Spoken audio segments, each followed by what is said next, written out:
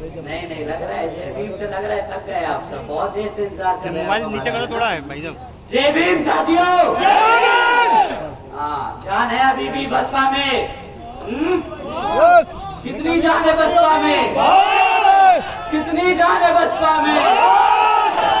जयपुर को हिला दे क्या? हिला दे क्या? बहुत देर से इंतजार कर रहे हैं, आपका तहे दिल से शुक्रिया अदा करता हूँ। साथियों आप बहुत देर से इंतजार कर रहे हैं, मैं आपको पूरा ज्यादा समय जाया नहीं करूंगा। बहुत दूर दूर से आप सब आए हैं, तो अपनी बात शुरू करता हूँ। जय भीम। सबसे पहले मैं अपने सभी संतों, गुरुओं, महापुरुषों, जिसमें खासकर महात्मा ज्योतिबा फूले, छत्रपति शाहू जी महाराज, नारायण गुरु पेरियार रामास्वामी जी, बाबा साहब डॉक्टर भीमराव अंबेडकर जी एवं मान्यवर साहब श्री काशीराम जी को नमन करता हूँ। मान्यवर साहब श्री काशीराम जी के विचारों को देश के कोने कोने तक ले जाने वाली और सर्व समाज को शासन, प्रशासन व अनुशासन का उदाहरण दिखाने वाली उनकी एकमात्र उत्तराधिकारी हमारी आदरणीय बहन कुमारी मायावती जी। उत्तर प्रदेश की 4 बार मुख्यमंत्री, लोकसभा व राज्यसभा की कई बार सदस्य रही आदरणीय बहन कुमारी मायावती जी ने बाबा साहब डॉक्टर भीमराव अंबेडकर जी और मान्यवर साहब श्री काशीराम जी के विजन के लिए अपना पूरा जीवन समर्पित कर दिया। और मुझे गर्व है कि मुझे ऐसे महान नेता के नेतृत्व में काम करने का मौका मिल रहा है। ध्यान रखना भाई, पीछे मत आना, ठीक है। आदरणीय बहन कुमारी मायावती जी का मैं हार्दिक अभिनंदन और आभार व्यक्त करता हूँ। राजस्थान की इस पावन धरती पर खड़े होकर आप सबके सामने अपनी बात रखने का जो सौभाग्य मुझे मिल रहा है, तो इसके लिए भी मैं आप सभी का तहे दिल से आभार व्यक्त करता हूं। साथ ही साथ यहाँ मंच पर मौजूद हम सबके बीच में पार्टी के सभी पदाधिकारी एवं सभा में मौजूद सभी कार्यकर्तागण का मैं तहे दिल से आभार व्यक्त करता हूं। आज यहाँ भी काफी बड़ी संख्या में मीडिया बंधु आए हैं, तो आप सभी का भी मैं तहे दिल से शुक्रिया अदा करता हूँ सर। आज मैं क्या आप सबसे एक दिल की बात कह सकता हूँ? बिल्कुल बिल्कुल सर। एक बार हाथ उठा के बता दीजिए। तो मीडिया को हाथ उठा रहे, ठीक है साथियों, समझ में ही नहीं अब तो मैं कहूँगा ध्यान से खबर करने दो यार। बाबा साहब के दिखाए रास्ते, बाबा साहब के दिखाए रास्तों पर और मान्यवर साहब के बताए तरीकों की तरफ और बहन जी के बेबाक अंदाज को हमें दिल से और दिमाग से अपनाना होगा। क्या आप मानते हैं इस बात को? आधे हाथ उठे हैं, आधे लोग नहीं मानते। तो मैं पूछता हूं, बहुजन समाज पार्टी से है ना हम सब? बहुजन समाज पार्टी से है ना हम सब? कभी ना झुकना, कभी ना रुकना, अपनी जिंदगी को अपनी शर्तों पे जीने वाले हो तो वो कहते हैं ना कि अगर किसी चीज की लत लग जाए तो आदमी की पहचान बन जाती है। क्यों? तो आज मैं कहता हूं कि बना लो एक पहचान निडर समाज की, बना लो एक पहचान ताकतवर समाज की, एक मजबूत बहुजन समाज की। साथियों, बाबा साहब डॉक्टर भीमराव अंबेडकर जी ने लोकतंत्र की कुछ इस तरह व्याख्या की थी। ये मैं अंग्रेजी में बोलूंगा, फिर हिंदी में समझाऊंगा। A form and a method of government whereby revolutionary changes in the economic and social life of the people are brought about without bloodshed. आइए भारत के इस संस्करण की कल्पना करें, बाबा साहब किस तरह का भारत चाहते थे, जहां पर स्कूलों में बच्चों के बीच भेदभाव नहीं होता। ऐसा है बाबा साहब के विचारों का भारत, जहां पर महिलाओं पर अत्याचार नहीं होता। ऐसा है बाबा साहब के विचारों का भारत, जहां पर आपका प्रमोशन आपकी जाति देखकर नहीं, आपकी काबिलियत पर होता है। ऐसा है बाबा साहब के विचारों का भारत। हकीकत तो ये है कि आज यहाँ राजस्थान में जो कांग्रेस की सरकार चल रही है वह सर्व समाज विरोधी है। सिर्फ बहुजन समाज नहीं, सर्व समाज विरोधी है। क्यों? जहां पर कांग्रेस की सरकार ने वादा किया था बेरोजगार युवाओं को 3500 रुपए महीना देने का, जहां पर कांग्रेस की सरकार ने वादा किया था सस्ती गैस सिलेंडर देने का, जहां पर कांग्रेस की सरकार ने वादा किया था कई लाख युवाओं को रोजगार देने का, और जहां पर यही कांग्रेस सरकार ने वादा किया था महिलाओं को मुफ्त शिक्षा देने का। साथियों, अब जब राजस्थान में चुनाव कुछ ही समय में आ रहे, तब कांग्रेस के मुख्यमंत्री जी एवं उनके सभी नेता फिर से आपके बीच में आने वाले और यही किस्म के वादे दोबारा दोहराएंगे। पर हकीकत साथियों भूलिएगा मत, हकीकत तो ये है कि राज्य की कांग्रेस सरकार ना हमारे युवाओं को रोजगार दे पाई। साथियों, हकीकत तो ये है कि राज्य की कांग्रेस सरकार ना हमारे बेरोजगार युवाओं को 3500 रुपए महीना दे पाई। साथियों, हकीकत तो ये है कि राज्य की कांग्रेस सरकार ना हमारी महिलाओं को मुफ्त शिक्षा दे पाई है ये कांग्रेस सरकार तो सिर्फ और सिर्फ हमारे युवाओं को, महिलाओं को और बुजुर्गों को धोखा दिया है। इस कांग्रेस सरकार ने हमारी बहन बेटियों को सिर्फ दुख और दर्द दिया है। इस कांग्रेस सरकार ने हमारे युवाओं को सिर्फ झूठा भरोसा। साथियों, समय आ गया है यहाँ की कांग्रेस सरकार को हकीकत समझाने का। साथियों, हकीकत तो ये है कि यहाँ की कांग्रेस सरकार हमारी माताओं और बहनों तक को सुरक्षा न दे पाई, शिक्षा तो दूर। सिर्फ पिछले 5 साल में 1 लाख से ज्यादा महिलाओं पर अत्याचार हुए, उनके केस दर्ज किए गए। चाहे वो एक महिला के खिलाफ के साथ गैंगरेप और मर्डर का केस हो, चाहे वो एक महिला शिक्षिका को जिंदा जलाने का केस हो, चाहे वो एक छोटी सी 9 साल की बच्ची का बलात्कार कर गला घोटकर उसकी हत्या करने का केस हो। ऐसे लाखों केस रोज आप लोग सुनते हैं। साथियों, जो सरकार अपनी बहन बेटियों को सुरक्षा न दे पाई, उस मुख्यमंत्री को गद्दी पे बैठने का हक है कि नहीं? तो मुख्यमंत्री जी, जो झूठ और धोखा आपने यहाँ आज इस गरीब जनता और हमारे बहुजन समाज को दिया है, मैं आपको बता देना चाहता हूँ, ना हम भूले हैं और ना हम भूलने देंगे। क्यों साथियों, भूल गए क्या ये सब? भूलने दोगे इनको? आएंगे वोट मांगने, क्या याद दिलाओगे? दिया धोखा इन्होंने आपको, 4.5 साल धोखा दिया। अब 5-6 महीने बचे हैं और बता रहे हैं कि फ्री में आप सिलेंडर ले लो। साथियों, मेरा ये गुस्सा व्यक्तिगत नहीं, मैं दुखी हूं इस बात से, क्योंकि बहुजन समाज जो मुख्यमंत्री के साथ साथ प्रधानमंत्री बनाने की ताकत रखता है, उसी समाज का शोषण किया जाता है।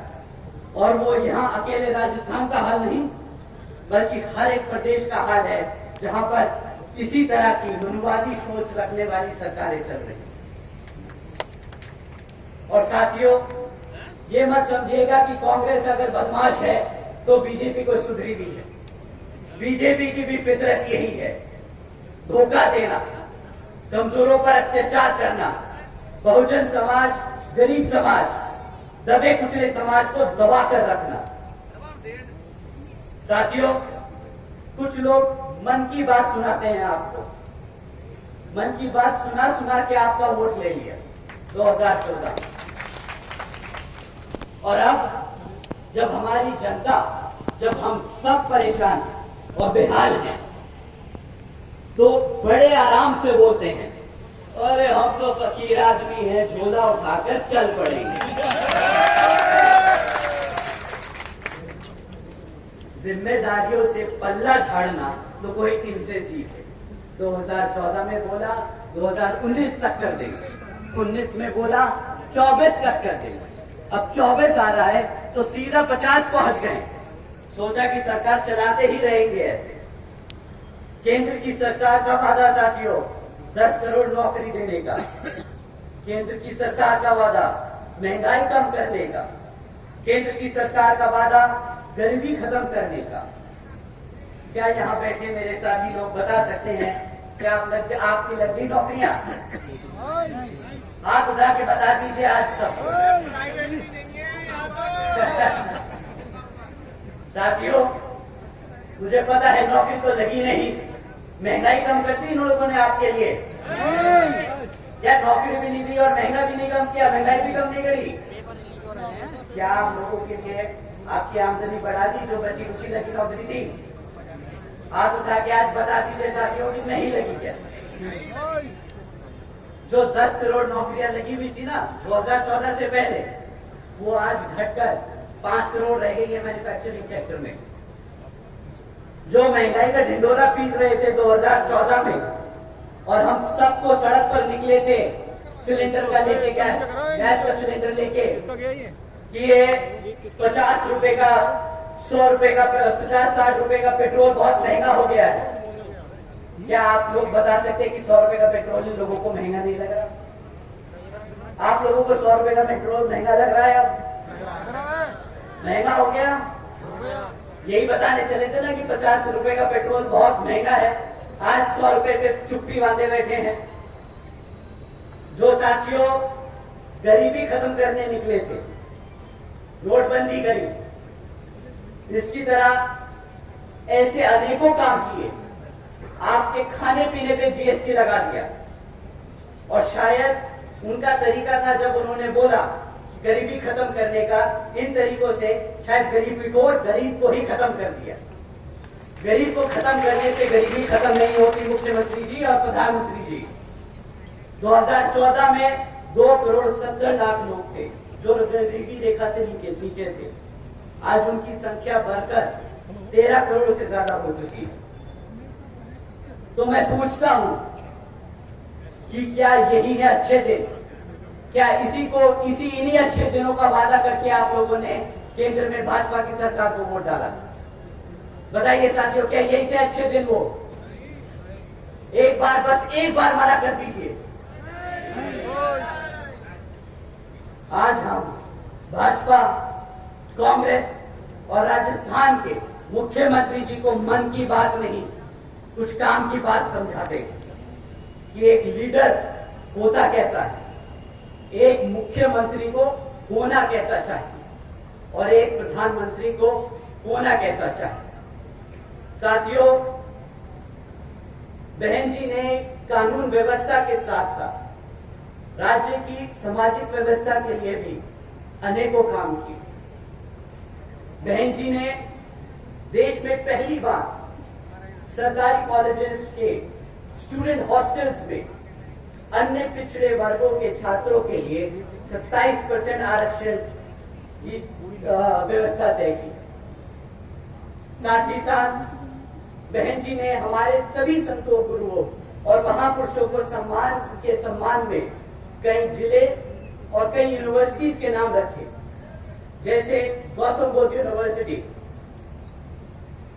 अंबेडकर यूनिवर्सिटी, छत्रपति शाहूजी महाराज यूनिवर्सिटी, महात्मा ज्योतिबा फूले नगर, महामाया नगर, संत कबीर नगर एवं गौतम बुद्ध नगर। साथियों, बहन जी ने सावित्रीबाई फुले बालिका शिक्षा योजना के तहत 7 लाख से ज्यादा बच्चियों को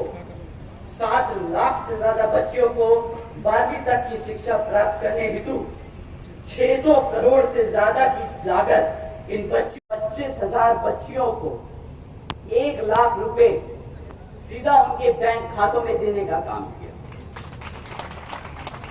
आदरणीय बहन जी ने इस योजना के तहत 3,250 करोड़ रुपए सीधा अपनी बच्चियों के बैंक खातों में भेजे।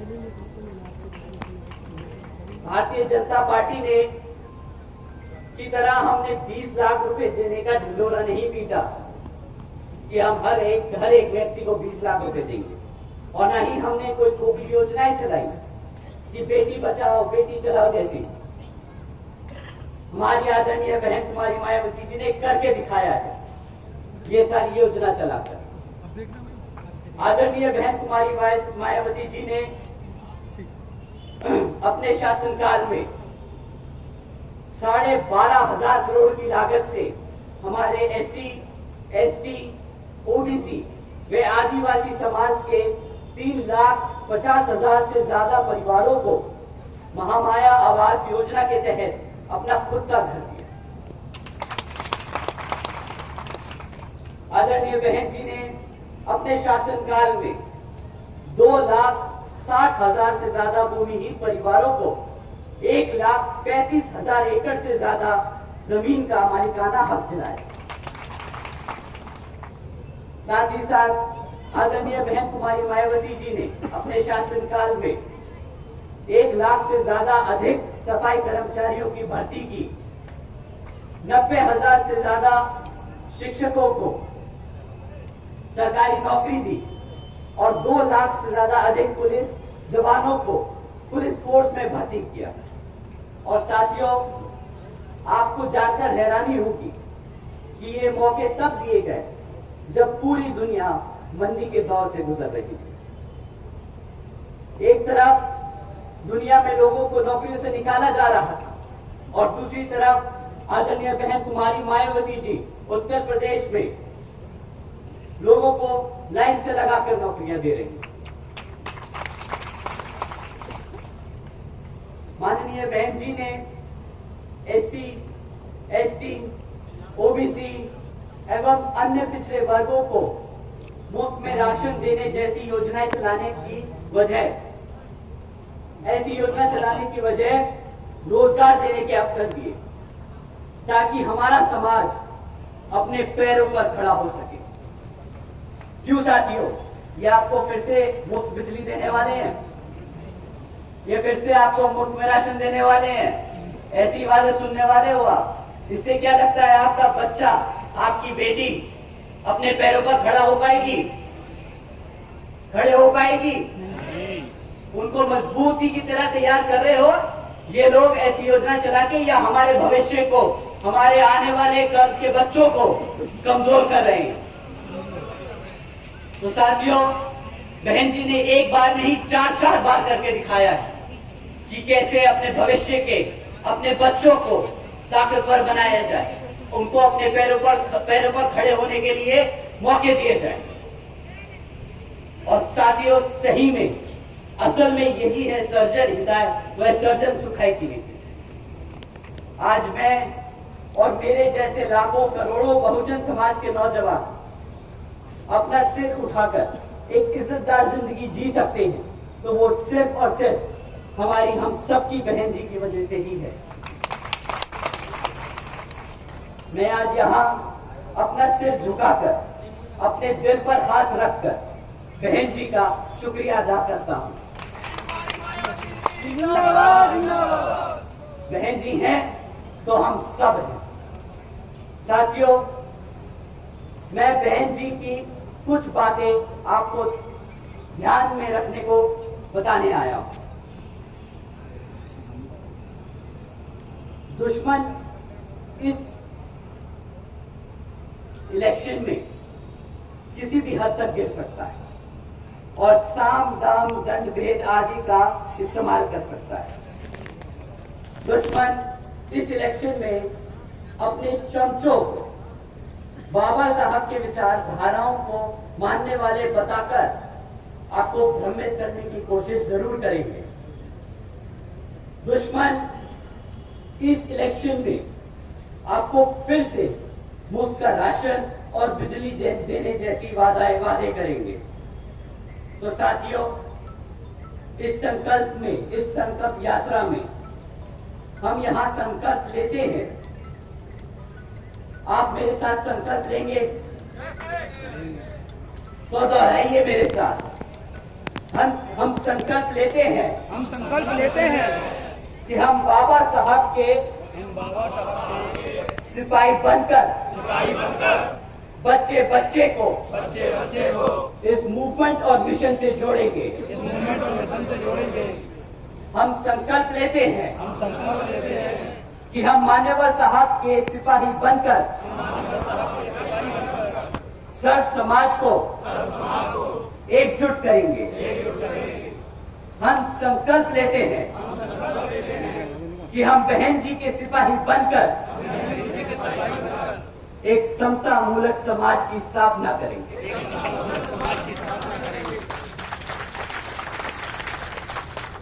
तो साथियों, जैसे बाबा साहब कहते थे, संगठित बनो, शिक्षित बनो और संघर्ष करो। समय आ गया, अब आप और हम सब एकजुट होकर समाज के हर एक व्यक्ति को बसपा से जोड़ने का काम करेंगे और आने वाले विधानसभा आम चुनाव में बता देंगे कि हम आ रहे हैं हर एक उस चीज के लिए जो इस संविधान में हमारे लिए हमारे गुरु देकर गए हैं, बाबा साहब डॉक्टर भीमराव अम्बेडकर जी। और सही मायने में यही होगा राजस्थान की इस घमंडी कांग्रेस सरकार को मुंह तोड़ जवाब। तो साथियों, मैं आप सबसे यही अपील करता हूं कि आने वाले विधानसभा आम चुनाव में आप हाथी के निशान के सामने वाला बटन दबाकर बसपा को वोट डाल यहां पर विजय बनाएंगे। अंत में मैं यहां मौजूद सभी माताओं, बहनों, बड़े बुजुर्ग और मेरे युवा साथियों जो इतनी दूर से चलकर हम सबके साथ यहां संकल्प यात्रा में शामिल होने आए हैं, तो आप सभी का मैं तहे दिल से धन्यवाद करता हूं। साथ ही साथ हमारे सभी बड़े और जवान बीबीएफ के जवान साथियों, आप सभी का भी मैं तहे दिल से धन्यवाद करता हूं। जय भीम, जय भारत, जय बहन जी।